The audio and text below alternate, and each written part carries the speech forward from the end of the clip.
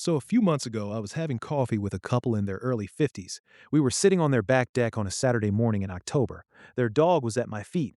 The yard behind them was maybe a third of an acre, mostly empty since the kids had moved out.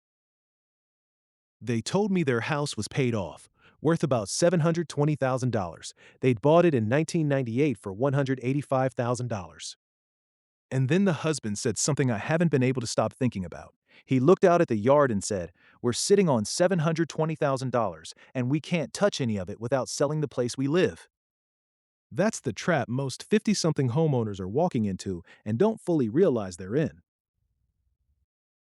You have probably the largest single asset of your life. It's appreciated dramatically, it's paid off or close to it. And it's completely illiquid unless you make a major decision. The question is whether you make that decision at 50 when you have leverage or at 70 when you don't. This video is about why downsizing at 50, not 65, not 70, is one of the single highest leverage financial moves available to most American homeowners, and almost nobody talks about it as a 50-year-old strategy. Let me address the obvious objection first, because I know it's already in your head. I love my house. I raised my kids here. I'm not selling. That's a real feeling, and I'm not going to dismiss it. The house is not just an asset, it's a container for 2 or 3 decades of your life.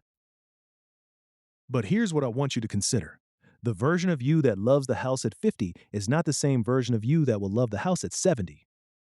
At 70, the stairs are harder. The yard is bigger than you want to maintain. The 4 bedrooms are mostly empty. The neighborhood has changed. The friends who made it home have moved or passed away. Most 70-year-olds I've talked to about their houses don't love the house the way they thought they would. They love the memory of the house, and the memory comes with you when you move. The question isn't whether to ever downsize. For the vast majority of homeowners, the answer to that is yes. It's just a question of when. The question is whether to do it strategically at 50 or reactively at 70. Those are very different financial outcomes.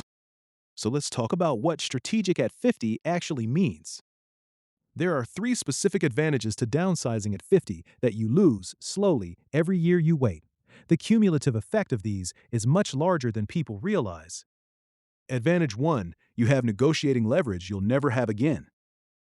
At 50, you're typically still working. You have income. You don't need to sell. That means you can wait for the right buyer, reject lowball offers, and time the market to your advantage. At 70, if you're selling because you need to, health, income, mobility, buyers can smell it. The transaction happens on their timeline, not yours. The price reflects it. Selling from a position of strength versus selling from a position of need is typically a 5 to 10% price difference on the same house.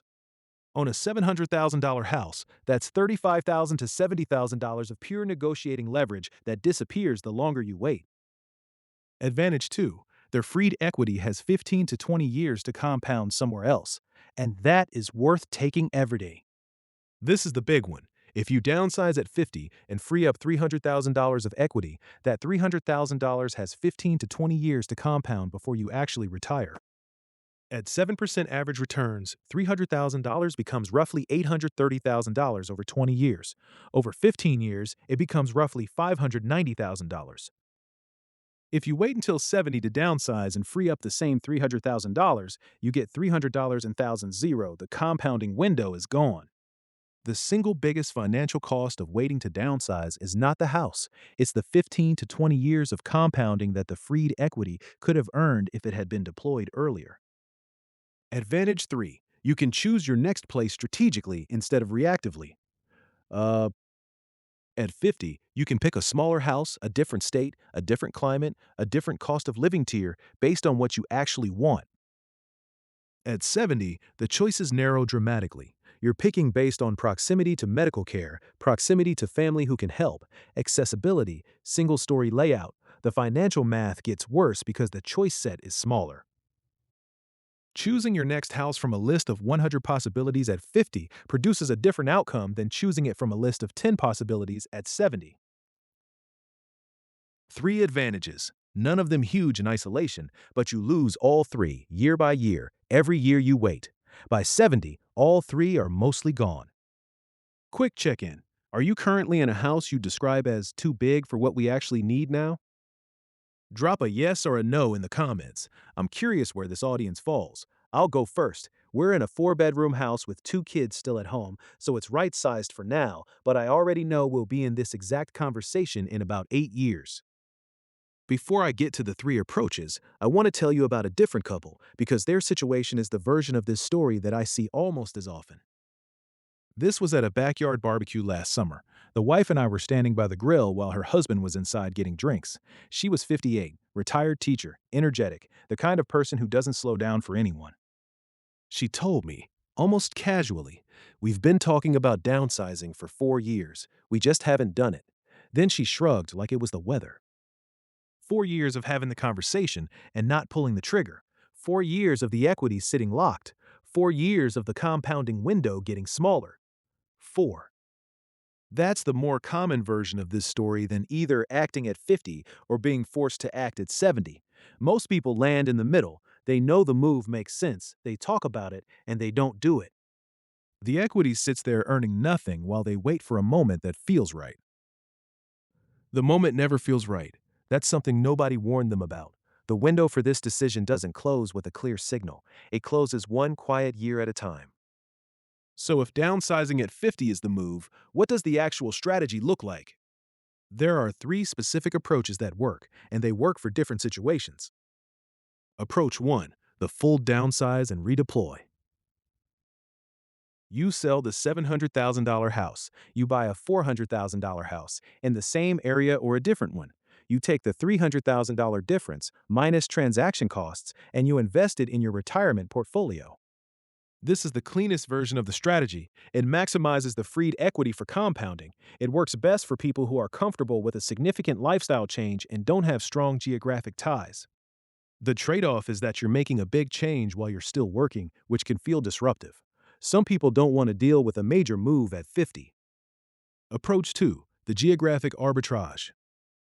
You sell the $700,000, $7,000 house and a high cost of living area, and you buy a comparable house, same size, same quality, in a lower cost of living area for $400,000.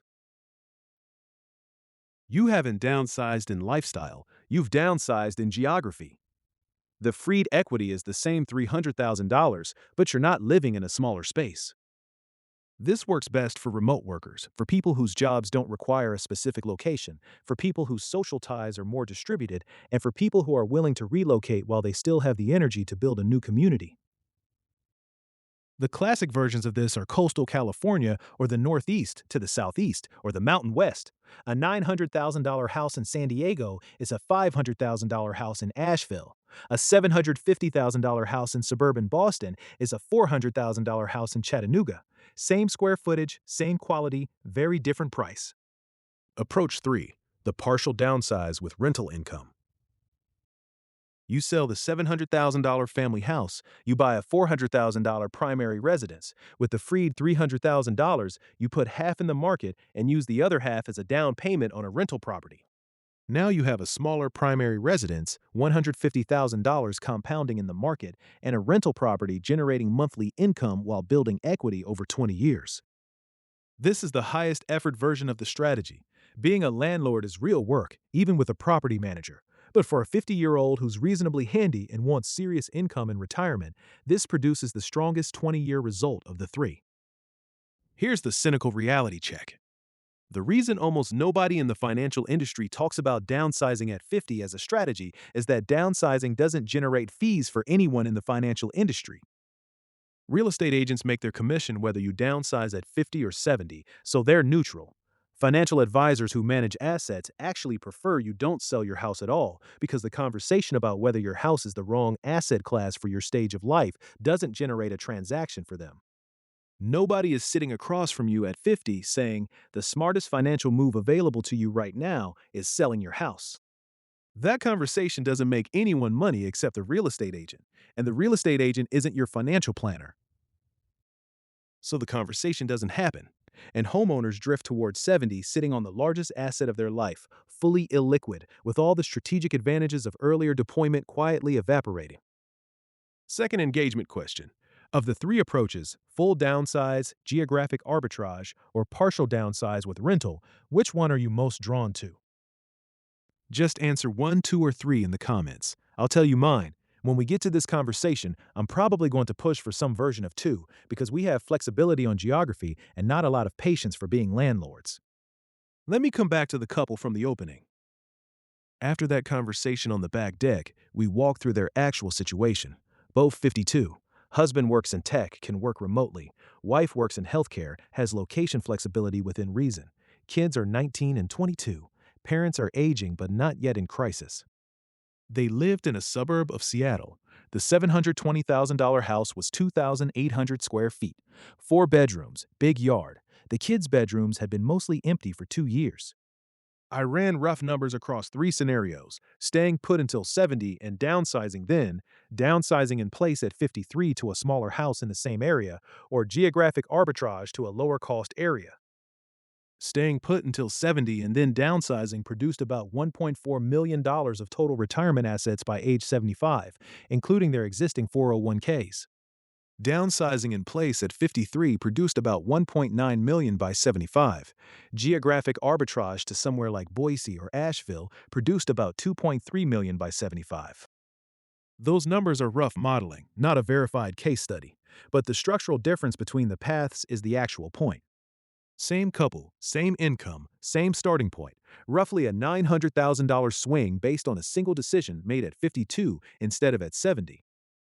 That's not a small lifestyle difference. That's the difference between "we're going to be okay" and "we have meaningful margin to do what we want." They didn't do it, at least not yet. The emotional weight of the house was real, and they wanted more time to think about it. And that's actually the point I want to land on. Most people don't pull the trigger on this at 50, even when they see the math. Their friction is emotional, not financial. But the cost of that emotional friction is real, and it's measurable, and it shows up in the retirement years as a smaller portfolio and a narrower set of choices. Here's the action item this week. Don't sell your house. I'm not asking you to do that. I'm asking you to do one specific exercise. Find out what your house is actually worth right now, and find out what a house you'd actually want at 65 would cost, either in your current area or in an area you'd consider moving to. 2 numbers: the current house's market value, the hypothetical next house's market value. Subtract. That's your potential freed equity. Then ask yourself, if that number were sitting in my retirement account today, compounding at 7% for 15 to 20 years, what would it become by the time I'm 70? Use a basic compound interest calculator. It takes 30 seconds. You can win on the Grashot hearings. One quick footnote on this: if your house has appreciated more than $500,000 above what you paid for it, and that's increasingly common in high growth markets, some of the gain above that threshold is taxable when you sell. That changes the math slightly, but the structural advantage of selling earlier doesn't change. It just means you should talk to a tax person before you actually pull the trigger. What? The number you get is the cost of waiting, not in the abstract, in actual dollars that you would have, that you currently won't have because the asset is illiquid in the form it's currently in. You don't have to act on that number, you just have to know it. Most people get to 70 having never run that math. The ones who run it at 50 make different choices. So, back to the back deck. October morning, dog at my feet, $720,000 house behind them. The thing the husband said that I haven't been able to stop thinking about wasn't actually "we can't touch any of it." It was the way he said it, resigned, like it was just a fact of life he'd accepted. It's not a fact of life, it's a decision he hadn't made yet. The illiquidity of home equity isn't a feature of the asset, it's a feature of the choice not to sell. The moment you decide to sell, the equity becomes liquid. That's the only thing standing between $720,000 of locked value and $720,000 of deployable capital. The reason this video matters is that most 50-year-olds don't think of deciding not to sell as a decision. They think of it as the default. Staying is passive, selling is active. But staying is also a decision. It's just one nobody framed as a decision. And the cost of that decision compounds quietly for the next 20 years, in dollars you'll never see, in choices you'll never have, in a retirement that's smaller than it needed to be. Downsizing at 50 isn't about giving up the house. It's about deciding that the largest asset of your life should be working for you instead of just sitting there.